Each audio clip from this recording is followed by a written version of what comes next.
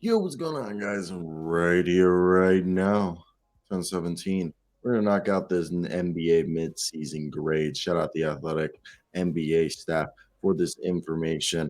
Link will be in the description. But I got a date with a bong.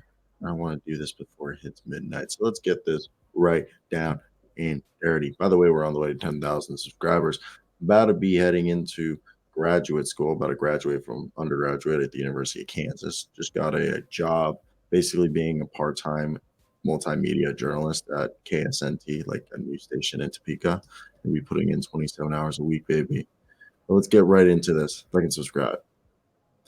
And the Boston Celtics get an A minus. And we'll be going through this a little bit quick, and it'll be alphabetical so you can see where your team is. But right here with the Boston Celtics, and I really think this team. First off, the only thing holding them back, there's no team that separated themselves from the pack as a whole in the NBA. Like there is parity in the NBA. And this team's offense has been great. Now, I'll admit it has tapered off. Now it's starting to catch. It's just like they were hitting 3-point shots at a ridiculous rate that it wasn't going to be capable of keeping it for a full season. Now, yes, when that team's shots are falling, when they're on fire, they you can't stop them. It's about being keeping that consistency as an 82 season goes through, and then you got the playoffs and having Robert Williams back after going through the first 29 games, as they say in this article right here. Jay King, shout out. It's obvious that he'll get the defense back, and this is a team that'll definitely be active either in the buyout market. We're hearing Will Barton, potentially Jay Crowder, guys that they could go out there and get. And if they're really desperate, I feel like Carmelo could give you. I mean, Luke Cornett and Sam Hauser have been like. I'm not even like. I just said Carmelo more as a joke. Let's move on. We stay too long there. The Brooklyn Nets, goddamn, they've been good. Jacques Vaughn, what do you think of him? KU alumni, baby. The other thing is, they lost their first game without Kevin Durant, but it wasn't that bad. Ben Simmons being accountable, like talking about the fact that he needs to be actually getting playing how he's supposed to. So for me, I think it's definitely really interesting to see, and it's been enjoyable. But I think I don't think there's anything holding back this team. Their defense, they're a top 10 defense, they're top 10 in offense, well coached team. Kyrie's earned himself another contract, at least with the Brooklyn Nets. And it's crazy how Watanabe was insane, and now he's still getting playing time, but it wasn't like earlier. Like other guys have stepped up off the bench, and I think the Brooklyn Nets, they don't need to make a move, but I think they could. Like I've joked around, like Joe Harris, if they're willing to throw a pick with Joe Harris, if they have one, because I'm not sure, they could get someone decent back. Like I've joked around that you could maybe get yourself like PJ Washington and Mason Plumlee, but with like a first round pick, maybe. The Knicks, hey, they turned it around. They benched Derrick Rose, Cam Reddish, and Evan Fournier, and everything went around. Emmanuel Quickly from Maryland, shout out. He went to high school 15 minutes away from me at John Carroll. And Julius Randle's back to playing like an all NBA player. Jalen Brunson's an all-star. That's a fact. Emmanuel Quickly is should start being talked about as a guy as 6 man of the year caliber. Now, Quinn Grimes, 3-and-D guy, wing. The team, yeah, I agree. Shooting is the problem with them, and I think their bench, they just stagger guys a lot. I think if they staggered less, it'd be a bit better, but we'll see how that goes. Next up, the Philadelphia 76ers. Ooh, it's this team. I'm on the fire Doc Rivers train. I don't know about you guys. First off, Tobias Harris, underrated. But the fact that Tobias Harris is the highest paid player on this team is ridiculous. Did you guys know that? Tobias Harris is like the 6th highest paid player in the NBA. That's crazy. He's like top 10. I think he's like the 6th or 7th. Maybe he's like top 20, but still ridiculous. But he's a decent player. Embiid, first off, great agent. Whoever got in that contract, great agent. Joel Embiid, there's injuries. James Harden's clearly lost a step. Tyrese Maxey, like the injuries have played a bit factor. I mean, PJ Tucker, like I don't want to say he sucks, but like you got Matisse Thybulle at 40 years old right there playing power forward. Basically, PJ Tucker was brought in so they didn't have to play Matisse Thybulle because bringing PJ Tucker, at least he could shoot threes. And that's, you know, PJ Tucker. I love you, buddy. I love you. I think he's a great player, one of the best in the world. And he's shooting 37% from three on the season, but he's scoring 3 points. And that's what I mean. He's shooting threes, but he's kind of Matisse Thybulle at a good percentage. Like I know the other day he shot 5 threes. He shot 7 shots, 6 points. It's like some games he tries and he can't, but right now he's stuck at scoring 3 points, 4 rebounds in 27 minutes a night. Like, I don't know. If like you're telling me let's get the volume up. In the games he's gotten the volume up, they just don't fall anymore. They have all the help that they need. We're moving on. Toronto, they're at a crossroads right now. I personally think Siakam, you keep. All NBA season, I agree. OJ, it's not OJ Simpson, it ain't the juice. OG Anunoby, you don't trade. Obviously, Scotty Barnes is untouchable. I don't think you trade Gary Trent. You try to keep him. Fred VanVleet, Thad Young, Chris Boucher, basically anyone besides Pascal Siakam. I think Siakam's 29. He might be 30. I think he's 29. But anyone over the age of 30, Kem Birch, get out of here. Thad Young, get out of here. Like, maybe we tank this year, but trade these vets to contending teams. And then Siakam, OG, Scotty, play Malachi, play Koloko. Let's just trade the old guys. Try to see if someone will take Otto Porter's contract. Chicago, I mean, as soon as people started talking shit about them, they've been a little bit better, but I don't, like Zach LaVine, DeMar DeRozan, it's just there's no alpha on this team. There's no number one guy. And Billy Donovan isn't a bad coach, and they don't have it. Like, I feel like if you took out Zach LaVine and you put Brandon Ingram on this team, I think it'd be a lot better. Like, not like I don't think you need two vocal leaders, and I think DeMar's a good leader. But he doesn't have another leader to bounce off of in that locker room. That's kind of what I mean by that. Plus, but then they have all the role players you need. The Cavs are awesome. Ricky Rubio's back. Donovan Mitchell's playing amazing. The only thing holding back this team is a fucking wing. Yes, Karis LeVert's there. He's just inconsistent. Jetty Osman, inconsistent. Dean Wade, he's a power forward who can play small forward. Same thing with Lamar Stevens. I just think it's the wing and then a little bit of an inexperience sometimes hurts them.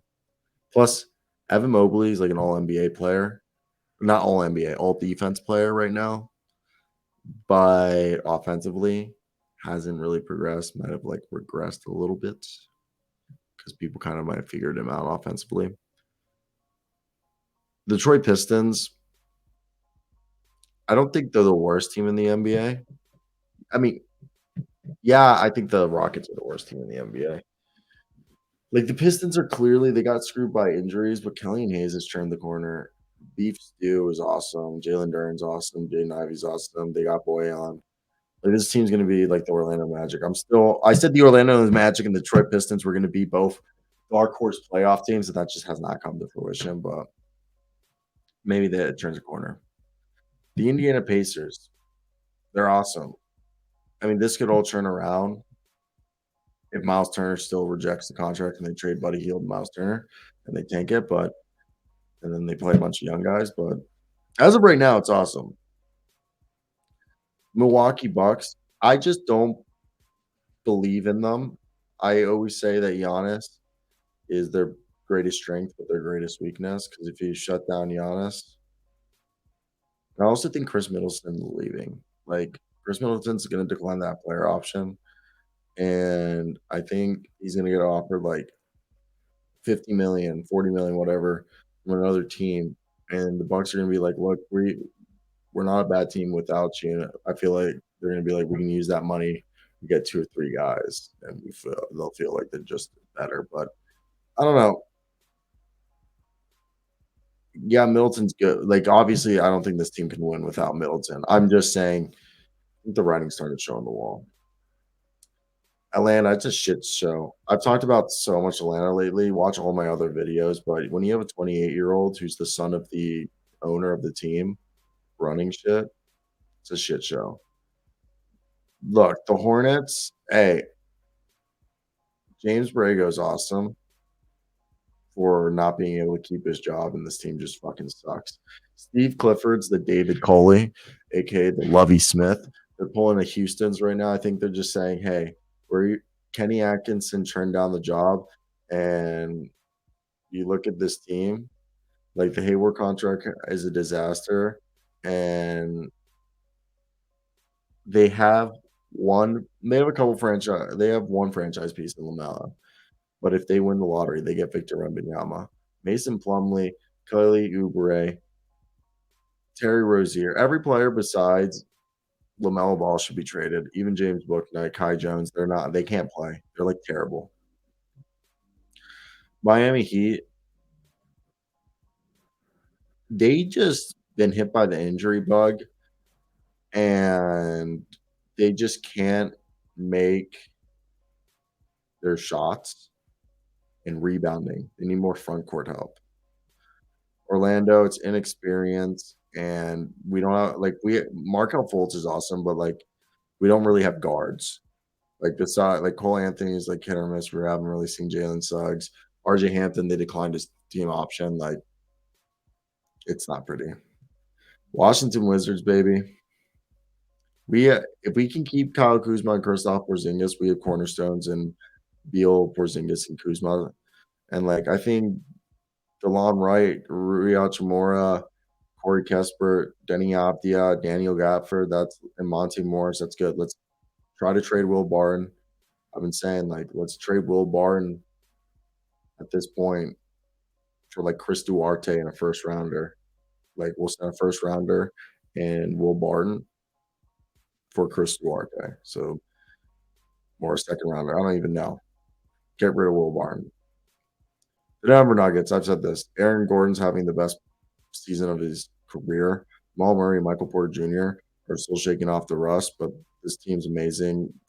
Nikola Jokic is just next level. Contavious Scott Pro, Bruce Brown, and they still have Devon Reed and Bones Highland there, Zeke Nanji.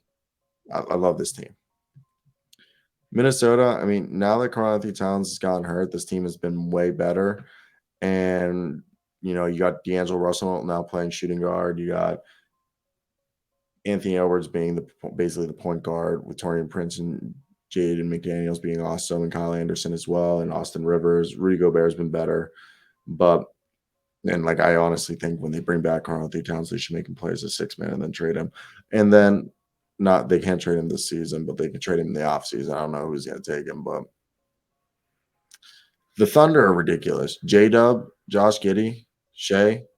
When Chet comes back, they'll be amazing. Whoever they get in the draft, Kenrick Williams, Jeremiah Robinson Earl, Trey Mann.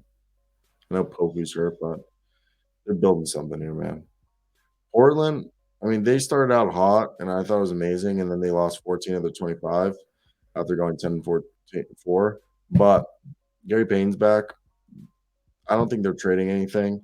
like any good players. What I do think is Trendon Watford and bottom of the roster guys that I'm trying to think right now. Like, I don't think they trade Justice Winslow. If they could package, I bet you Trendon Watford and Drew Eubanks and somehow can get themselves like Mason Plumlee or Nerlens Noel. That's a deal I can see them doing. I think if they can trade one of their bottom of the roster guys with a pick that can help out. It's just a second unit thing. That's really it. The Jazz have an amazing season, but I don't know if they're going to blow it up anytime soon. Like they could at any second. Golden State Warriors. I mean, A, health. B, young guys are figuring it out. But again, A, health. Like when Ty Jerome and Anthony Lamb are on two-way contracts playing like our actual rotational players in your roster, it's pretty fucking crazy. Dude, they have a deep roster, but there's just not chemistry on here because there's inconsistency. And I'm not worried because Tyler's a good coach, but it's definitely interesting to see. I mean, the Lakers, we got to give them credit. They've been doing way better than anyone would have expected, but it's pretty ridiculous that they haven't made a move yet. I mean, the injuries right here. Injuries. Jacques Landale, shout out. Dwayne Washington. Jari Sarge coming back. I mean, they should have traded Jay Crowder or bought him out at this point. The Kings have turned it around. Who would have thought? Domantas Sabonis, Darian Fox, Kevin Huerter. There's still more. Luka Doncic's a god. Luka Doncic's a fucking god. The Houston Rockets fire Steven Styles. I don't even know what the hell to say. You know what I'll say right here? Santi Aldama, Jaren Jackson Jr., Zaire Williams, Desmond Bain, and John Morant in like a year is going to be like the championship, defending champs potentially. They might have to beat like the Denver Nuggets. Zion Williamson is an MVP candidate, you know, before the hamstring thing. But let's just all agree that like Zion healthy, he's fucking good. Hey, I want the Spurs to get Vic. Like, there's no one else that I want to get Vic. Like, really, the Spurs are who I want to get Vic. This video was 17 minutes.